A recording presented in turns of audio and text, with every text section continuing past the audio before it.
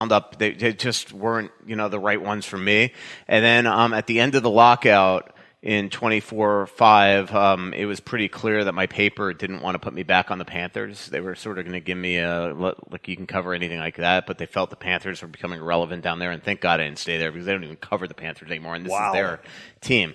But regardless, so this job I always knew was available during the entire lockout, and it's a hockey market. It really intrigued me, and not to get into a long, crazy story, but it was end of July or early August, and I took off from Miami, flying Air France to London through Paris.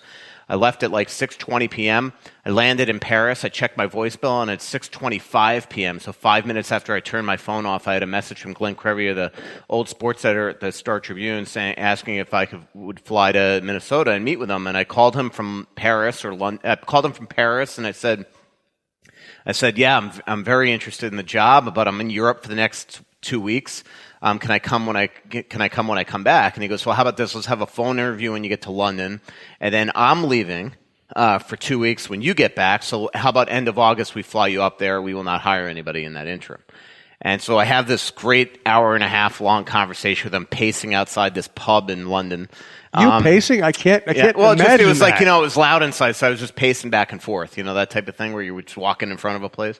Has a great thing. For the next 2 weeks, I did a lot of due diligence, talked to a lot of people about the Strib, things I think he did is. So here's the crazy thing. So end of August comes, I fly to Minnesota. I have that day where I meet with everybody. I'm about to leave. They ask if I can extend my trip and look, because it was getting so close to the season. Maybe we'll put you in touch with a realtor, and we'll have you look for places to live in case you get the job. So right away I'm like, oh my God, all right, that seems strange. So here, long story on that, I know, but I'm flying back to Florida on American through Dallas, and Hurricane Katrina is coming over Florida at that time, and so I could not land in Fort Lauderdale. So I got stuck in Dallas, and when your plane is canceled because of weather, it's on you. When it's mechanical, it's on the airline. So I have to stay in Dallas overnight. Then the next day, I was actually going to fly to Orlando and then rent a car and drive home. So I have to call the Star Tribune and say, hey, I'm stuck in Dallas. 1, can you pay for my hotel? But 2, I got to now fly to Orlando and rent a car and drive home. Will you pay for that, essentially? And Brenda Peterson was her name, right? I think so. Yeah, that worked, or Janet Peterson. It was Janet. Brenda something, I'm blanking on it. I think it was Janet Peterson. Okay. Yeah. So anyway, I call her up, and she's like, well, actually, Glenn's trying to get in touch with you. And that's when they offered me the job while I was in Dallas, stuck there. And so then we discussed it for a little while. I decided to take the job, and then I had to fly back here for a drug test right away. And then they hired you. Yeah, and they put me up for a week to actually finalize finding a place and things like that, and buying furniture and all that stuff. So, long story short, it really was the hockey market and it was the newspaper. I turned down a lot of jobs. That sounds pompous, but a lot of jobs in the last 5 years before I got here. And but I just I was waiting for the right hockey market, and the one thing I knew is I wanted to continue covering hockey. I do wish the team was a lot better during. This is going to be my 15th season covering the Wild next year, and you don't root as a beat writer, but you want to cover big games. But I look at all. We all want to cover big games. I'm talking to Jeremy Rutherford on the way up here, who's the St. Louis Dispatch. He's the Athletic beat writer that we stole from the St. Louis Dispatch. And, Kevin Kurz and all these guys, and they're getting to cover the conference finals, and that's what you crave. And, Kevin Kurz, since he's been in San Jose, he's covered Stanley Cup. That team is one of the great, that team's always in the playoffs and always interesting and has star power. And, it's like I haven't covered stars or playoff runs since I've been here. So that part of it absolutely sucks.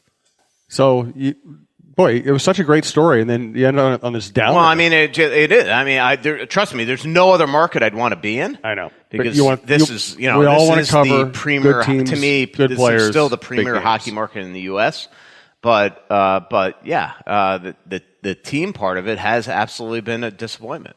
Thanks to Fixology Repair, fixologyrepair.com, downtown in the Skyway, 3rd floor, Mall of America, and soon a new store in St. Paul downtown. We'll be telling you more about the address and how you can access that soon. Fixologyrepair.com, jewelry, watch, and smartphone repair. There are some things in life that you just can't live without. Now, whether it's a special piece of jewelry, a watch, or even your smartphone, you want it in working condition. At Fixology Repair, we are committed to restoring your pieces so that everything works or fits the way it ought to. Watch servicing, chain repair, and broken screen replacements are just a few of the services that we offer at our 2 locations, Mall of America and the Skyway in downtown Minneapolis. Please visit us at fixologyrepair.com or at fixologymn on Twitter to learn more. Mention this ad and get a 10% discount on our services. My mother is bringing a Cartier watch to have a new battery put in by Awesome. John By Hedges. John Hedges, our friend. Hopefully, John. I don't think John drives. He always has used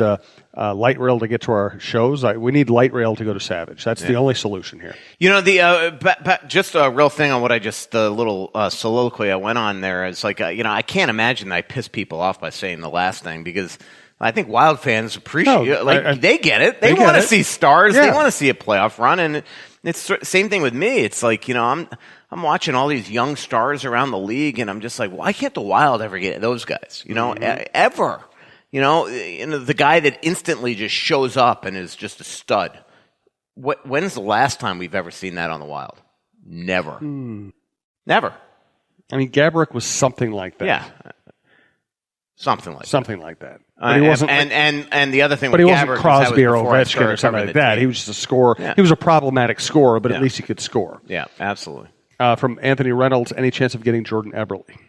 I mean, it's somebody to go after. Obviously, they need right shot guys. But as I keep on saying, I mean, they're pretty stacked at top 9 forwards. So unless they're going to trade guys, I don't see how they're getting these guys and where they're putting them. And the other thing is, do you want to pay Eberle $5-6 million a year when it's like, at some point I want to see Jerry Mayhew.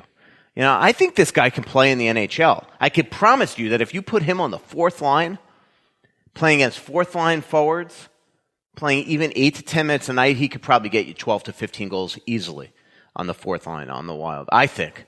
And I think a lot of people that have watched him believe that. So I think it's cool that one big thing in that athletic story that I put today is Dan Plant and Paul Fenton have talked about a contract for Jerry Mayhew, because for 2 years and then in ATO he was on, he's been on an AHL deal, hasn't ever been an option for the Wild to call up. So good on him. I mean, he's been awesome. He leads the American Hockey League in playoff goals with 9. He had 27 goals in the regular season to break Sam Anis's record for Iowa. And they're by the way, they live together, which is pretty cool. So I'm doing this huge Sam Anis story for Mother's Day. It's a really I had coffee with Sam in Iowa on Tuesday. What a great kid that kid is. And I talked to his parents on a conference call 2 nights ago as well, and it was just an awesome interview. Lasted an hour.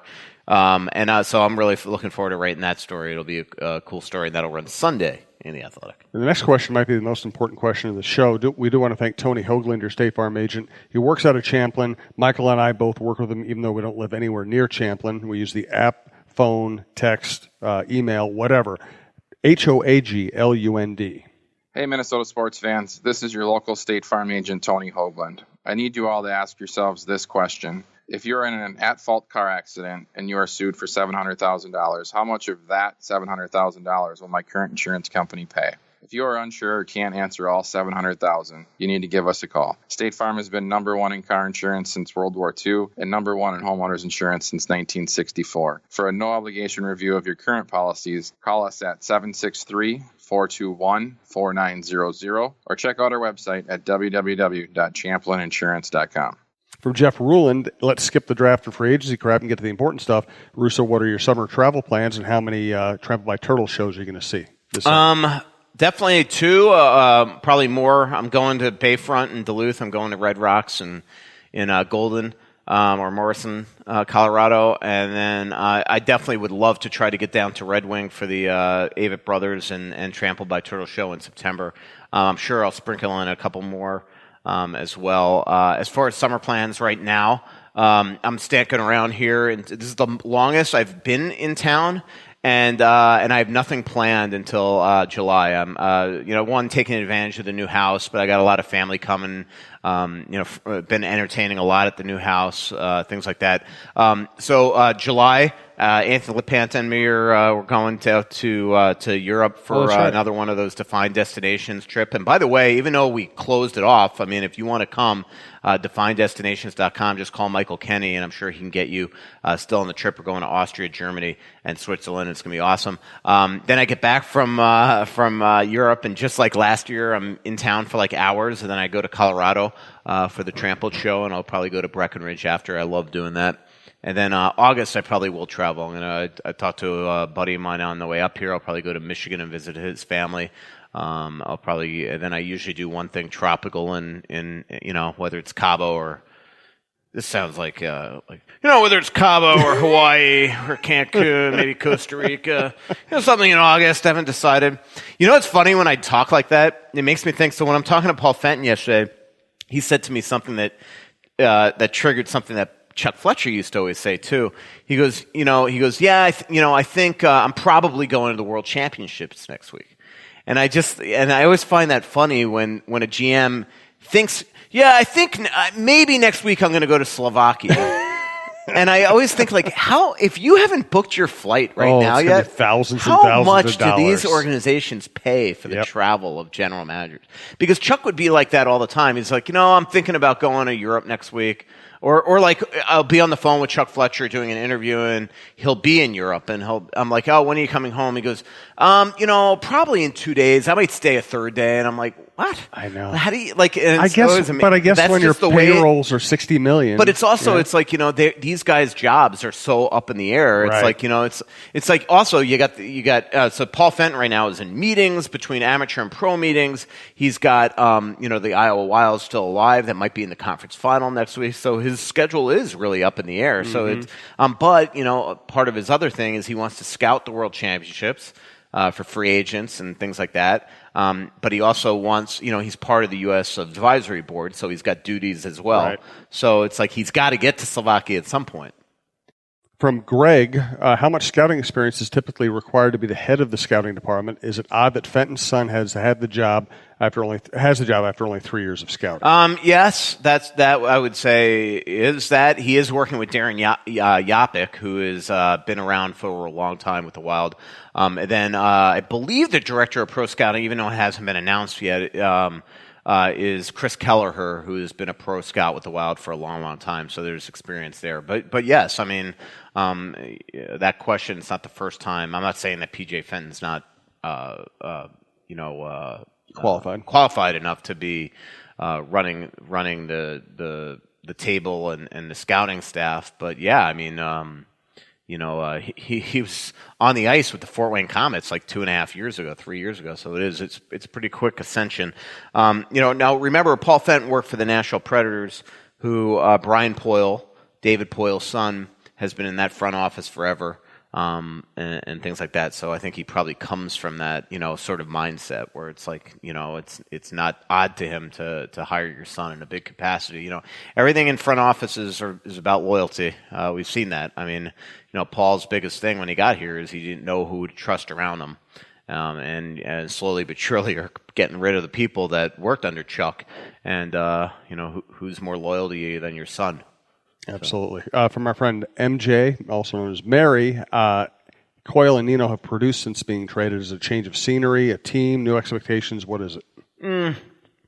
It's different on both players.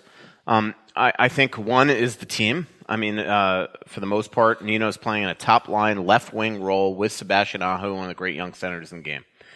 Charlie's playing in a consistent third-line role on a great deep team where he could just kind of do his job and not have to be the guy, where here he was always expected to grow with Granlund, Zucker, Nino Ryder, and Coyle and be the guy. And here, the other thing is he had to bounce around. The Wild have always had centers above him, so he's had to, a lot of times, if you're going to play him in a top six role, again, the Wild lacked right shot, right wings, so he was always the guy. If you wanted to give him top 6 minutes, he had to go and play right wing. And it sounds stupid that a team that isn't as good or as deep as the Boston Bruins would have the problem of being able to of trying to get him the consistency that one would expect or things like that. But that's just the way it is here. In terms of Nino, it is true. Like he again, on this team, you had Parisi, Zucker, Greenway, Foligno. And Greenway was playing really well at the beginning of the year, and all of a sudden it's like Nito